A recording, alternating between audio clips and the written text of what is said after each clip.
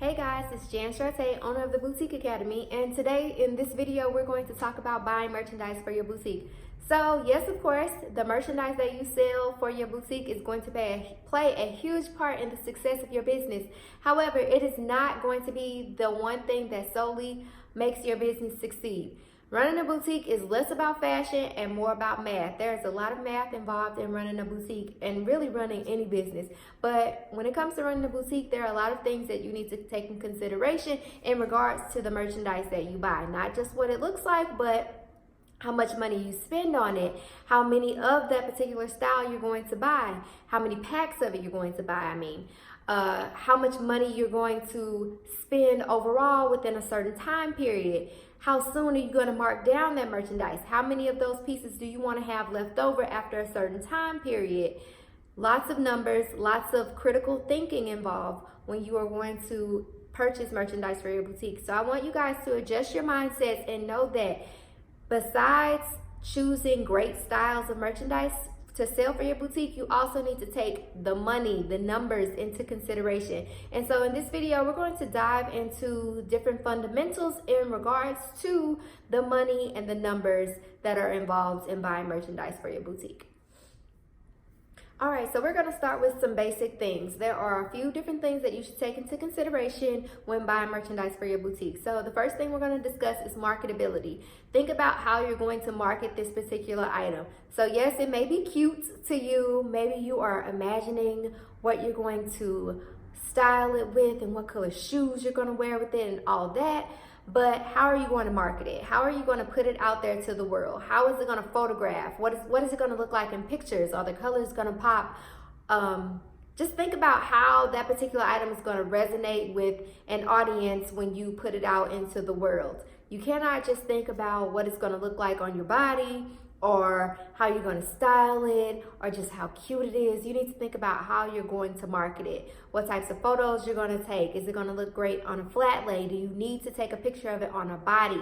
Does it look good on one particular body type? Is it going to look good on your body type? There are lots of things to take into consideration when choosing an item and knowing whether or not it is marketable. You also need to take into consideration if it is too trendy. Are you buying this particular item at the beginning of the life cycle or the end of the life cycle? How long has this particular item been out or this particular style? So I know a lot of you guys like to buy into particular trends. You need to take into consideration how long that trend has been living and how soon you think it's gonna die. You don't wanna buy into a particular trend at the end of its life cycle, when it's about to die, when there have been already 2,000 boutiques that have sold that particular style and now you're buying into it for the first time. That is not a smart idea. I would not recommend it. So if you're going to buy into particular trends, I recommend that you buy into it at the beginning of its life cycle. And one of the greatest ways to do that is by attending trade shows and shopping in the fashion district. By doing so, you're going to get first dibs of particular styles. You get to see things before they are even released to the general public.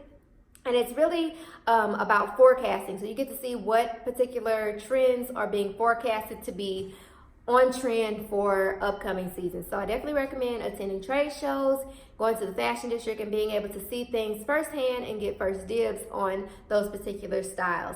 There's this really great quote by Karl Lagerfeld that says that trendy is the next step to tacky. So you definitely don't want to buy into too many trends because your boutique can look quite tacky. I always recommend that your collection look cohesive, that it all represents your brand and things of that nature. You don't want to buy into a bunch of random things just because they're on trend. Don't buy into too many trends, guys.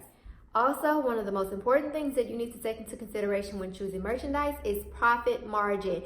So yes, you've decided that this particular item is cute and it's beautiful and you may have thought about how you're going to style it and maybe you've even decided that it's marketable. However, you also need to take into consideration the price of that item and how much you're going to price that item at or have to price that item at in order to meet your profit margin.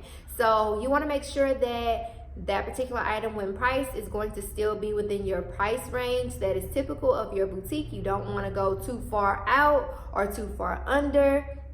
what your typical price range is. You want to make sure that things stay consistent. So don't take too many risks in regards to buying particular styles that do not match your intended profit margin. Another thing to take into consideration is just how this particular item makes you feel. Does it make you happy? Are you confident that you can sell this particular item? Would you be confident enough to talk about this item every single day, multiple times a day? Could you sell this particular item to someone face to face? Or are you just kind of on the fence about it? Do you see it selling well at somebody else's boutique and you're thinking that it might sell well at your boutique? If there are maybes and mights involved, it's not for you. Do not buy into that. You need to be 100% sure and confident in your ability to sell whatever this particular item is. And if you are not 100% sure or confident in that, you need to be 100% confident that you're okay with marking it down and getting it out the door. Also, think about if this is a particular item that you would buy yourself. Would you wear this item yourself? Would you recommend it to a close friend? Would you recommend it to your mom, to your sister, things of that nature? If you wouldn't recommend it to the closest people in your life, then it's probably not a great item for you to buy. Now, depending on where you are in your boutique journey, whether you're at the beginning or you haven't started or you've already started, your mindset about the things that you buy, how much money you spend and things of that nature is going to vary. However, one of the things that I find to be consistent across the board with most boutique owners is a fear of selling out of a particular item and not being able to restock it and things of that nature. And that particular mindset drives many people to overbuy in a particular style instead of just playing it safe and buying 1 or 2 packs of that particular item and knowing that you'll be able to sell it. So in this particular part, I want to urge you guys not to take too many risks and spend too much money on particular styles because you're scared that you're going to sell out of that particular item. I need you guys to become comfortable with the idea of selling out of merchandise. Selling out is a good thing. Selling out is not a bad thing. When you see that you have sold out of a particular item, if you see that maybe you have 1 or 2 people coming to you and asking if you're going to restock that particular item, that might in your head drive you to want to restock that item. You never want to restock something just because 1 person asked you or 2 people asked you about restocking it. That is not smart thinking. Selling out of merchandise creates a sense of urgency for your customers. So if it is not, especially if it's not an item that you are passionate about, you don't want to restock that particular item. What you do want to do is encourage these customers to sign up for your email list, to follow you on social media, follow your Facebook, follow your Instagram and things of that nature so that they can be in tune with your business when you are releasing new items. You're creating a sense of urgency, a sense of excitement. They know that you are likely to sell out of items, and so that should make them want to be in tune with when you're releasing new arrivals so that they do not miss out on future opportunities to buy.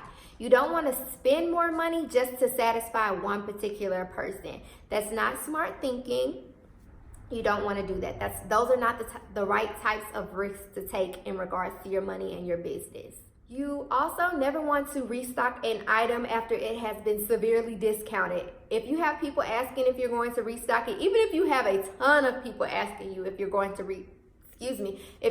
restock it, you don't want to restock it because they're asking if you're going to restock it and sell it at the exact same price that you're currently selling it at. So make sure that you take into consideration what your current promotions or what discounts you're currently offering when you are restocking merchandise. If it's discounted, they're asking if you're going to restock it and sell it to them at the discounted rate, and that's not something that you want to do.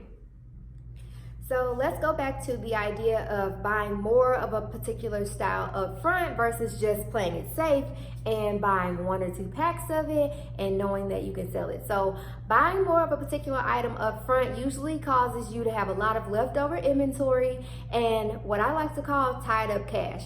And more than likely, you don't have a plan in place for how you plan to sell that particular stock. So when you are buying merchandise, one of the things that you need to have in mind is how you plan to sell it and what you plan to do with that merchandise if after a certain length of time you still have that merchandise in stock. There is a particular don't know what word to use, program. That might not be the right word. There's a thing called an open to buy, which is basically a buying plan. This is usually something that is put into place for boutiques that are already in existence, who have already bought merchandise and been able to see maybe some trends in their customers' buying habits and things of that nature. So this particular plan is about deciding how much of a particular style of clothing to buy and how much money to spend on that particular style. Having too much of a particular style or having just too much inventory is going to slow up your cash flow. That means that you have a lot of merchandise that is sitting, and that's money that is not moving, not being made, and things of that nature. So you want to make sure that you put plans in place to make sure that the merchandise is constantly moving. Even if that means that you have to discount it or mark it down in order to get it out. You need to be making sure that you have plans in place to make sure that you can have money coming in. Sometimes it's obvious what's selling and what's not, and sometimes it's not obvious. So you want to make sure that you're paying attention to your customers' buying trends. You also want to make sure that you are looking at your reports or have some type of reporting in place. You want to be able to see or be able to identify what is working for your boutique and what is not working for your boutique. So you may notice that you are selling out of dresses, or that you are always selling dresses and maybe you are not selling very many bottoms. For my boutique, I don't sell very many tops. I sell tons of dresses. So when I first started my boutique, which is typically the case, you kind of just buy into every single category, or you buy into, the things that you like or that you think will work for your boutique. But you want to make sure that you use that initial collection to identify trends in your customers' buying habits. So I noticed that my customers were buying the dresses outright. They were loving the dresses, not so much bottoms, not so much tops. So I knew that going into my next plan to buy, I did not want to spend too much money on bottoms and tops. I was going to put a heavy focus on dresses. You want to make sure that you are putting your focus and your money into what is going to work, not into things that are going to be a test or that you're going to have to take a risk on. You want to make sure that you always have enough inventory in stock to meet your customers' demands. You don't want to ever be sold out, ever. You don't want there to ever be or not be merchandise for your customers to buy. It is okay for you to have merchandise left over from a previous month, but the key is to have a plan for how you are going to sell it. If you don't have a plan, you are not going to succeed. Point blank, period. It's also important to know that underbuying can result in missed sales opportunities. So you want to make sure that you are very clear on what your customers like and what they do not like. And you want to make sure that you are very clear on what you should spend your money on and what you should not waste your money on. By being clear about what your customers' buying trends are, their buying behaviors are, it helps you to identify areas of opportunity, areas where you can save money, and even areas where you could probably spend more money to make more money. It's really important for you to know how much of your money is tied up in your inventory. So it's very important for you to always know what you currently have in stock and how much that particular stock is valued at. You need to always know where your money is in your business. The key here is to determine how you're going to sell it before you buy it. You also need to understand that markdowns are likely to happen. If you do not understand that you are probably going to have to mark down your merchandise, your business is going to suffer and you're likely going to lose a lot of money. If you think that you're going to be able to consistently leave your merchandise priced at one particular price for an extended amount of time, your business is going to suffer. So knowing upfront that markdowns are likely going to have to happen and having a plan in place for when those markdowns are going to happen and what you're going to mark that merchandise down to is going to help your business. Markdowns help you. They do not hurt your business at all. It's great to have a plan in place. Usually retailers do a 30-60-90 or a 60-90-120 time period for mark it down. That means that after 30 days, you mark it down to one price point. After 60 days, you mark it down again. And then after 90 days, you mark it down again, or 60-90-120. You decide whichever works best for you.